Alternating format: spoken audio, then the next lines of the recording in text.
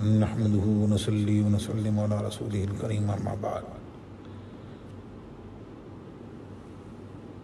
فاعوذ بالله من الشيطان الرجيم بسم الله الرحمن الرحيم يا ايها الذين امنوا اتقوا الله وكونوا مع الصادقين صدق الله العلي العظيم وبلغنا رسوله النبي الامين الكريم ونحن على ذلك لمن الشاهدين والشاكرين والحمد لله رب العالمين غوث اعظم بمن بے سر و سامہ مدد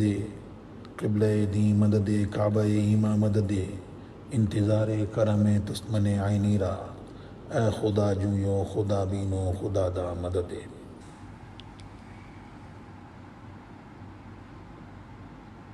اب یہ موقع وہ ہے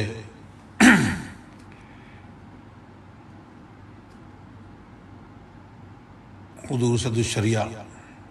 علیہ رحمت و رضوان کا عرس مبارک کا موقع.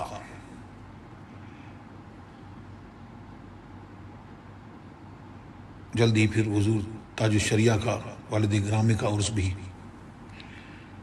ہوگا. یہ پینڈیمک اور یہ کورونا وائرس کے چلتے پابندیوں کے چلتے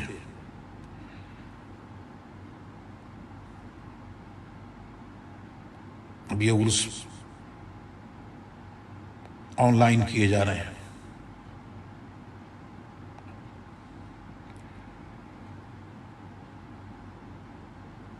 مجھ سے بھی احباب نے اصرار کیا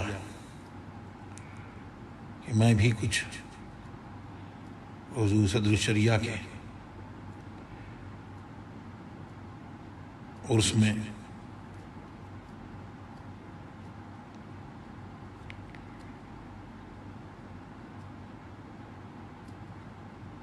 حصہ لوں اور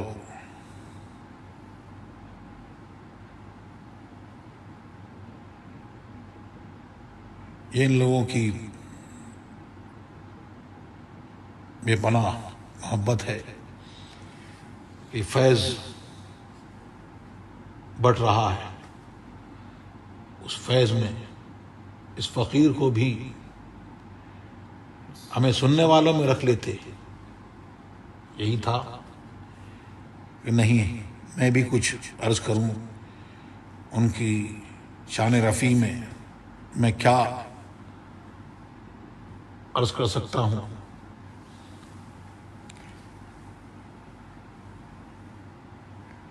وہ اعلیٰ حضرت عظیم البرکت رضی اللہ تعالی عنہ کی زندہ کرامت تھے اور اعلیٰ حضرت کا علمی فیض حضور صدر الشریعہ کے ذریعے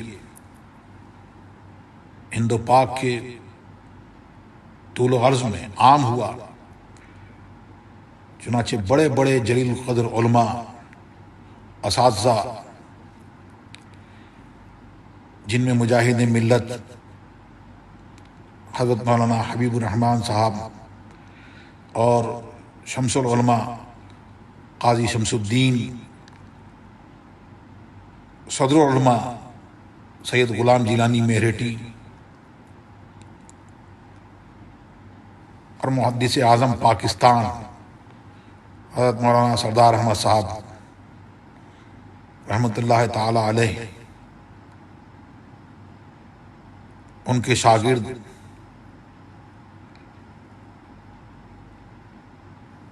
اور کیسے اور کتنے ان کے شاگردوں کے شاگرد جو اپنے زمانے میں مسلک اعلی حضرت کے نقیب رہے. انہی میں حافظ ملت حضرت مولانا عبدالعزیز صاحب رحمۃ اللہ تعالی علیہ،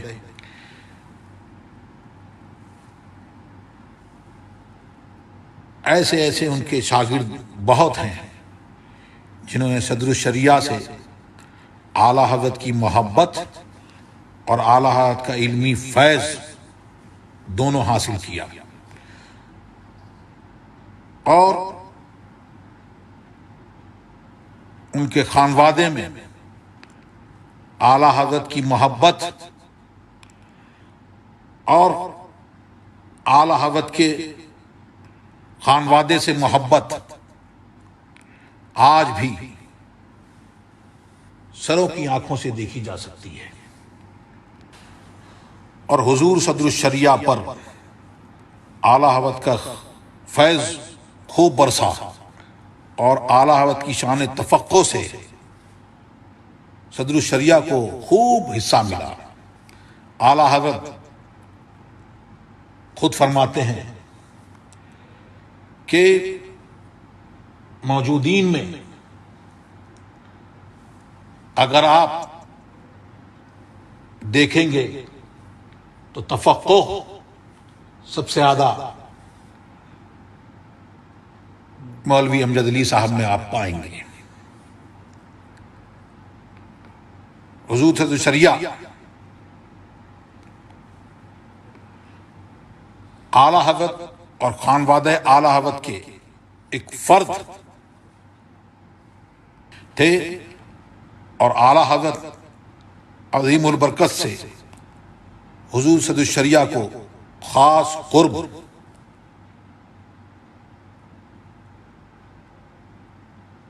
اور ان سے ایسی خصوصیت رکھتے کہ اعلیٰ حضرت کے صاحبزادگان کے بعد انہی کے لیے خاص تھی، اور اس طرح سے وہ اعلیٰ حضرت کے روحانی فرزندوں میں سب سے اہم فرزند اور سب سے زیادہ مقرب بارگاہ تھے۔ گویا اعلیٰ حضرت کے گھر کا ایک فرد تھے۔ جب کوئی دقت یا پریشانی علمی معاملات میں ہوتی تو اعلیٰ حضرت کی طرف سے گھر والوں کو یہ ہدایت تھی کہ ان کے آرام کے وقت میں کسی کے لیے پردہ نہ کرایا جائے، لیکن حضور صدر الشریعہ کے لیے یہ حکم فرما کہ مولوی امجد علی صاحب جب اجازت چاہیں فوراً پردہ کرایا جائے اور ان کو میرے پاس حاضر کیا جائے۔ اعلیٰ حضرت کی بیماری اور مرض وفات کے ایام میں بھی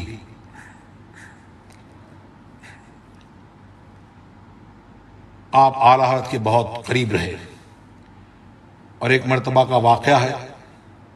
حضور صدر الشریعہ اپنے حالات میں قلم بند فرماتے ہیں کہ ایک مرتبہ کسی مسئلے میں کافی الجھن تھی، اپنے طور پر جو جواب سوچتے تھے اس پر مطمئن نہیں تھے، اور اس مسئلے کا کوئی حل نظر نہیں آ رہا تھا۔ بہت کتابوں کو دیکھا، کتابوں کی انگریزی کی، جب نہیں بن پڑا تب اعلیٰ حضرت کی خدمت میں حاضر ہوئے اور عرض کیا۔ اعلیٰ حضرت سے پوچھنے کی منزل تو بعد میں آئی۔ اعلیٰ حضرت نے فرمایا کہ مولانا میرا حافظہ کمزور ہو گیا، آج میری ایک صاحبزادی، میری ایک بیٹی میرے سامنے آئی، میں بہت دیر تک یہ سوچتا رہا کہ ان کا نام کیا ہوگا،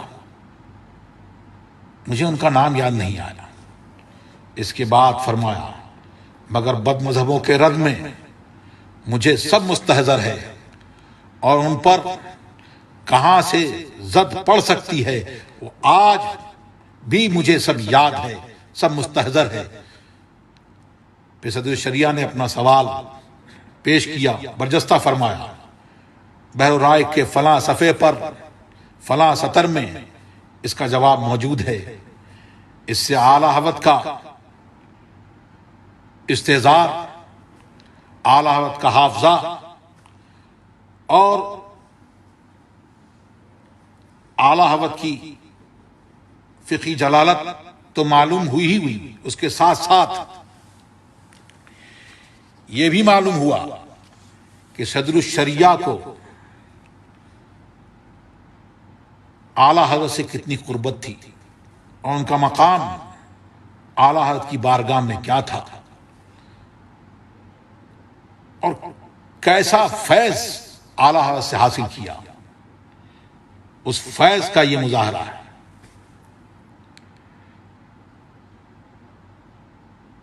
کہ ہند و پاک میں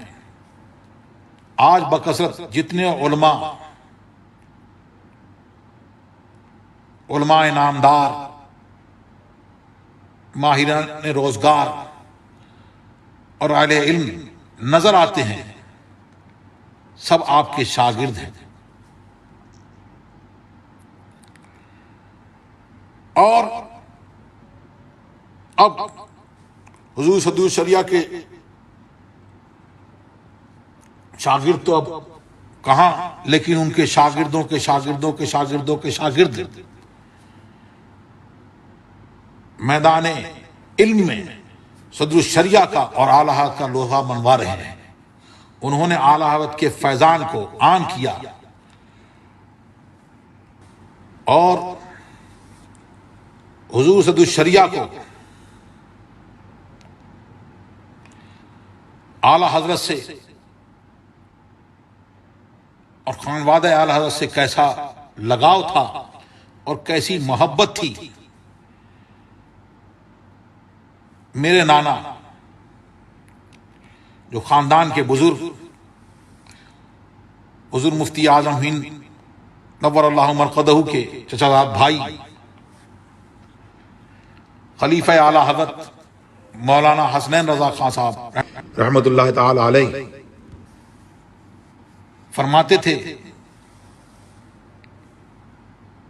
ہم 5 بھائی ہیں،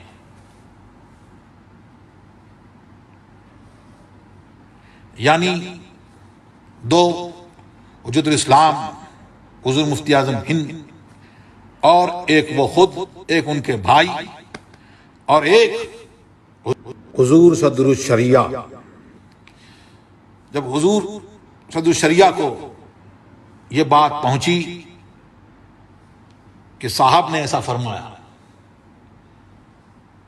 خاندان کے لوگ ہمارے نانا جان کو صاحب کہا کرتے تھے، وہ صاحب مشہور تھے، تو جب یہ بات حضور صدر الشریعہ کو پہنچی تو آپ نے فرمایا بے شک ایسا ہی ہے، یہ حضرات مجھ سے ایسی ہی محبت فرماتے ہیں۔ مسلک اعلیٰ حضرت کے وہ کیسے نقیب تھے، میں کیا عرض کر سکتا ہوں۔ آپ کا جو کام، آپ کے جو شاگرد، آپ کی جو اولاد، بالخصوص حضور محدث کبیر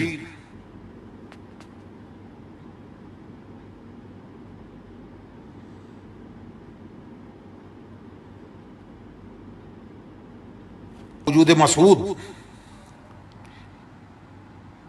اس کا منہ بولتا ثبوت ہے اور اس بات کی مجسم تصویر ہے، مجسم گواہی ہے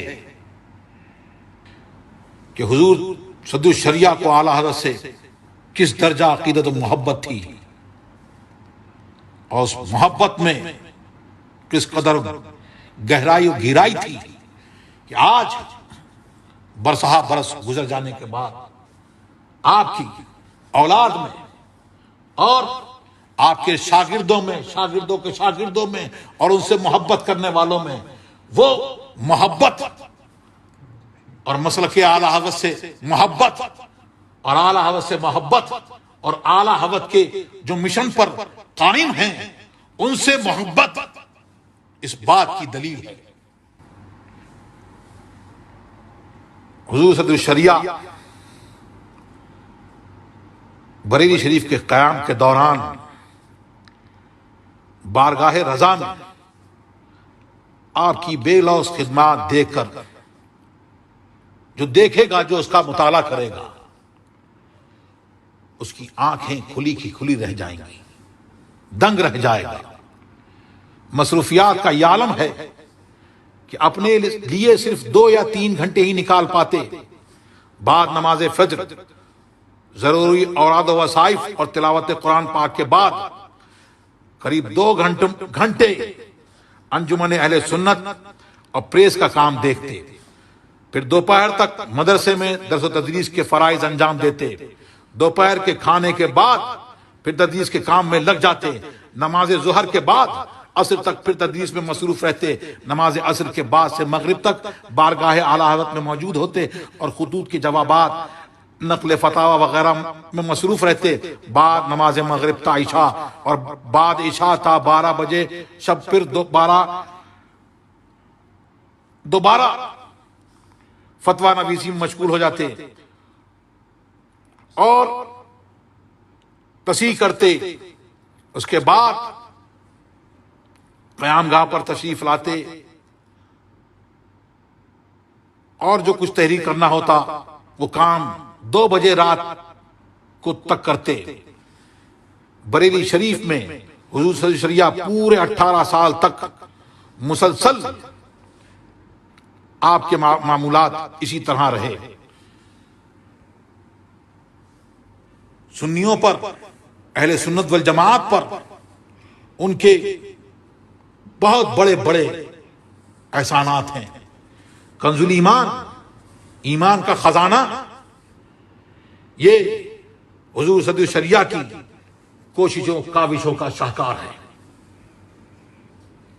یہ اس کا منہ بولتا ثبوت ہے۔ اس کے علاوہ پریس کا کام، اعلیٰ حضرت کی مطبوعہ کتابوں کی روانگی اور پھر تبلیغ دین کے جلسوں میں شرکت بھی، یہ سارے کام آپ بحسن و خوبی انجام دیتے۔ صدر الشریعہ کی ایسی محنت دیکھ کر اس دور کے اکابر علماء حیران ہو جاتے۔ خود اعلیٰ حضرت کے چھوٹے بھائی حضرت مولانا محمد رضا خان علیہ رحمت اور رضوان بارہا یہ ارشاد فرماتے کہ مولانا امجد علی کا کام کی مشین ہے، وہ ایک کام کی مشین ہے، اور وہ بھی ایسی مشین جو کبھی فیل نہ ہو۔ اللہ تبارک و تعالیٰ نے حضور صدر الشریعہ کو جملہ علوم و فنون میں مہارت عطا فرمائی تھی، لیکن تفسیر، حدیث اور فقہ سے آپ کو خصوصی دلچسپی تھی۔ فقہی جزیات ہمیشہ زبان پر رہا کرتی تھی۔ انہی خصوصیات کے سبب اعلیٰ حضرت نے آپ کو صدر الشریعہ کا خطاب اور قاضی شرع کا منصب عطا فرمایا۔ حضور صدر الشریعہ اعلیٰ حضرت کی تصنیفات پر علماء کرام کی تصدیقات کے لیے بھی کوشاں رہتے تھے اور اس کے لیے اپنا ضروری اور اہم کام بھی ترک فرما دیتے تھے، یہاں تک کہ جب آپ 1338 ہجری میں حج کو تشریف لے گئے تو وہاں بھی جید علماء کرام کی تصدیقات کے لیے بڑی کوششیں کی۔ چنانچہ اعلیٰ حضرت کو لکھے اپنے خط میں اس کا یوں تذکرہ فرماتے ہیں۔ رسالہ مبارکہ شمائم العنبر پر بفضلہ تعالی 15 علماء کرام نے مہر فرما دی۔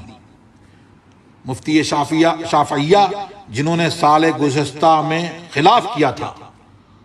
انہوں نے بھی مہر کر دی۔ آج تک برابر اسی کوشش میں رہا اور تمام علماء کے پاس جاتا رہا، بلکہ اس کام کو عمرہ پر میں نے مقدم سمجھا کہ اس درمیان میں صرف 4 عمرے کیے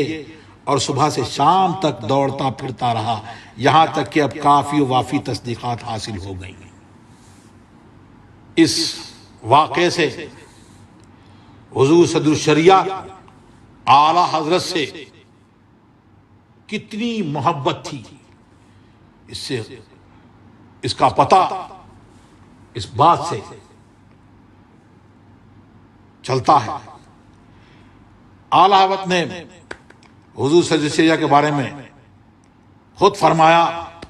فرماتے ہیں، میرا امجد مجد کا پکا، اس سے بہت کچیاتے یہ ہیں۔ ان کا علمی کارنامہ بہار شریعت اور تحاوی پر آپ کا حاشیہ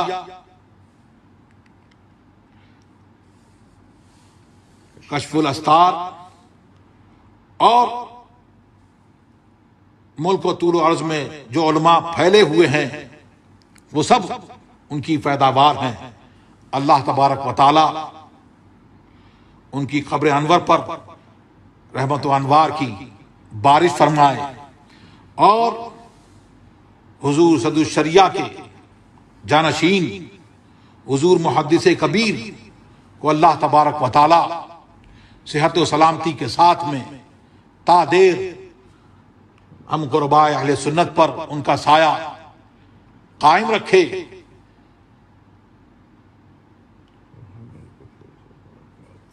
اور ان کو فیوز و برکات سے ہم سب کو اللہ تبارک و تعالی مال فرمائے۔ وآخر دعوانا الحمدللہ رب العالمین۔ السلام علیکم ورحمۃ اللہ وبرکاتہ۔